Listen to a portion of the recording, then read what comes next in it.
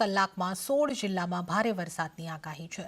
સાબરકાંઠા, અરવલ્લી, નવસારી, મહીસાગર, દાહોદ, પંચમહાલ, છોટાઉદેપુર, નર્મદા, તાપી, ડાંગ, વલસાડ, દાદરા અને નગર હવેલી ઉપરાંત સૌરાષ્ટ્રના સુરેન્દ્રનગર, રાજકોટ, બોટાદ, અમરેલી, ભાવનગરમાં ઓરેન્જ એલર્ટ સાથે ભારે વરસાદની આગાહી છે।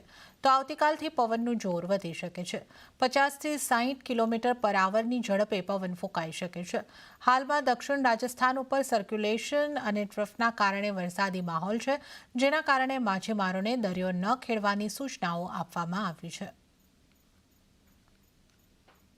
27-28 के लिए हम लोग थंडरस्टॉर्म वार्निंग का भी दिया है लाइटनिंग के साथ।